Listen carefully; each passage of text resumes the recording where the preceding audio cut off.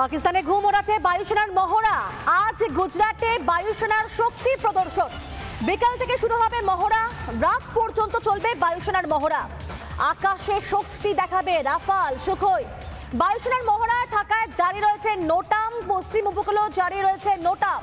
আরব সাগরে নৌসেনার মহড়ার জন্য নোটাম জারি করা হয়েছে। 8 থেকে 11 জুন পর্যন্ত জারি থাকবে নোটাম।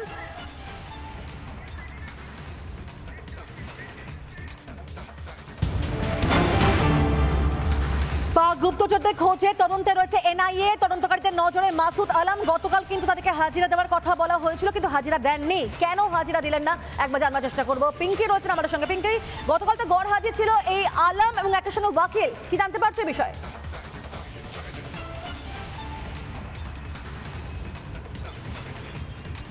দেখো, গতকাল ওয়াকিলকে ইতিমধ্যেই ডাকা হয়েছিল, মোহাম্মদ ওয়াকিলকে ডাকা হয়েছিল, কিন্তু সেই ওয়াকিল গতকাল এনআইএ দপ্তরে হাজিরা দেয়নি এবং পরবর্তীতে জানা যাচ্ছে যে তার কাছে আরও একটি নোটিশ সার্ভ করা হয়েছে, কিন্তু সেই নোটিশের কে ডেট রয়েছে সেটা এখনো পর্যন্ত পুরো ডিটেলস এসে পৌঁছয়নি। তবে এইটুকু বলা যেতে পারে মোহাম্মদ ওয়াকিলকে আবার কিন্তু নোটিশ সার্ভ করে ডাকা হয়েছে।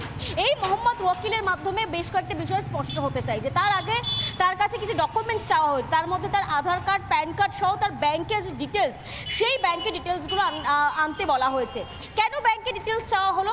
একটা গুরুত্বপূর্ণ কারণ হচ্ছে, তুমি জানো যে এই ওয়াকিল যে কিনা টাকা ক্যাশ অ্যামাউন্ট এই এজেন্সির মাধ্যমে ট্রান্সফার করেছিল মতিরাম জাটের কাছে, কিন্তু মতিরাম জাট যার সঙ্গে ওয়াকিলের আদপে দূর দূরান্তে কোনো সম্পর্ক থাকার কথা নয়। এখানেই আরও সন্দেহটা গভীর থেকে গভীরতা হতে থাকে এনআইএ তদন্তকারী আধিকারিকদের কাছ থেকে, কারণ এখানে তারা হাওয়ালা যোগ একটা মনে করছেন যে হাওয়ালা যোগ রয়েছে এবং একই সঙ্গে 50টা অ্যাকাউন্ট ইতিমধ্যেই চিহ্নিতকরণ করা হয়েছে যে অ্যাকাউন্টগুলো থেকে লেনদেন হয়েছিল। একেবারে ঠিক তাই। এবং সেক্ষেত্রে সবচেয়ে বড় প্রশ্ন যে কেন তলব পেয়ে তারা জাননি, কি লুকোতে চাইছেন এই দুজন, নজর থাকবে সেদিকে। ধন্যবাদ পিঙ্কি। আর এবার আসা যায় পরবর্তী খবরের দিকে। ভারতের বিরুদ্ধে চক্রান্ত করে এখন কিন্তু একেবারে নাভিশ্বাস উঠছে একদিকে পাকিস্তান, তো অন্যদিকে বাংলাদেশের, এবং যারা পাক চর ছিল তারাও কিন্তু এই মুহূর্তে তাদের অবস্থা একেবারে সঙ্গীন বলা যায়। জানাবো আপনাদেরকে যে কলকাতা 3 জায়গায় সেখানে এনআইএর আধিকারিকরা তারা তল্লাশি চালান এবং তাদের হাতে এসেছে চাঞ্চল্যকর তথ্য, এবং তারা জানতে পেরেছেন যে এই কলকাতা থেকে পাক গুপ্তচররা তারা কি করতেন, লেনদেন করতেন টাকার। শনিবার কলকাতার 3 জায়গায় তল্লাশি চালিয়েছিল এনআইএ। আটক করা হয়েছিল পার্ক সার্কাসের একটি হোটেলের নিরাপত্তারক্ষী ওয়াকিল আহমদকে। আর্থিক লেনদেন সহ একাধিক মোবাইল ফোনের সিম কার্ডের ব্যবহার সবই ছিল তদন্তের আওতায়। গুপ্তচর বৃত্তি ও সন্ত্রাসে আর্থিক সাহায্যের অভিযোগে আগেই সিআরপিএফ জওয়ানকে গ্রেফতার করে এনআইএ। সোমবার মাসুদ আলমকে এনআইএ দফতরে ডেকে জিজ্ঞাসাবাদ করা হয়েছিল। সব বলে দেবো স্যার, সব বলে দেবো স্যার, সব বলে দেবো স্যার। আচ্ছা, এখন অনেক লেট হয়ে গেছে। আচ্ছা ঠিক আছে, আমরা আসছি আমরা আসছি। আচ্ছা ঠিক আছে, আমরা আসছি। আচ্ছা ঠিক আছে, আমরা আসছি। মাসুদ আলমের ফোন খুলে জেরা। কোন জায়গার সিম কার্ডের মাধ্যমে যোগাযোগ, সিম কার্ডের যোগান কারা দিত, টাকার লেনদেনের কারণ কি, ট্রাভেল এজেন্সির মাধ্যমে পাক নাগরিক কলকাতায়। এই ওয়াকিলের অ্যাকাউন্ট থেকে একের পর এক মতিরাম জাটের কাছে টাকা ট্রান্সফার হয়েছে এবং যে টাকাগুলো ট্রান্সফার করা হয়েছে, তুমি জানো মতিরাম জাট যে কিনা পেহেলগাম সন্ত্রাসবাদী হামলার সঙ্গে যুক্ত থাকার ঘটনায় ইতিমধ্যেই গ্রেপ্তার করা হয়েছে তাকে। সেই মতিরাম জাটকে পেহেলগাম ঘটনার অর্থাৎ 22শে এপ্রিলের আগে বেশ কয়েকটা ট্রানজাকশন করেছিল, যে ট্রানজাকশনগুলো অত্যন্ত সন্দেহজনক।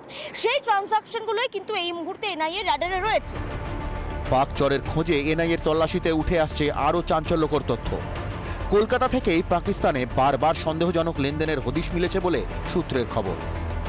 যে এই সরকারের আমলে এই রাজ্য, বিশেষ করে কলকাতা এবং তার সংলগ্ন বেশ কিছু জেলা, দক্ষিণ 24 পরগনা থেকে শুরু করে উত্তর 24 পরগনা এবং আরও রাজ্যের বিভিন্ন জায়গা, সেখানে পাকিস্তানকে পাকিস্তানপন্থীদের জায়গায় পরিণত হয়েছে, দেশ বিরোধী কার্যকলাপের এপি সেন্টার বা কেন্দ্রভূমি হিসেবে পরিণত হয়েছে, কেন্দ্রবিন্দু হিসেবে পরিণত হয়েছে। এনআইএ তদন্তে উঠে এসেছে কলকাতা এবং সীমান্তবর্তী এলাকায় বৈদেশিক মুদ্রা বিনিময় কেন্দ্রগুলির সঙ্গে যোগাযোগ করে কমিশনের টোপ দিয়ে পাকিস্তানের অ্যাকাউন্ট থেকে টাকা পাঠানো হতো। এরপর এই টাকা পাক গুপ্তচরদের পাঠানোর জন্য ভুয়ো আধার কার্ড ব্যবহার করা হতো। ইতিমধ্যেই 50টি অ্যাকাউন্টকে চিহ্নিত করেছে এনআইএ। পিঙ্কি অধিকারের রিপোর্ট, রিপাবলিক বাংলা। নানা ধরনের কন্টেন্ট দেখার জন্য লাইক করুন, শেয়ার করুন আমাদের ফেসবুক পেজ, সাবস্ক্রাইব করুন আমাদের ইউটিউব চ্যানেল। পাশাপাশি অন্যান্য ব্রেকিং নিউজের জন্য অবশ্যই চোখ রাখুন রিপাবলিক বাংলায়।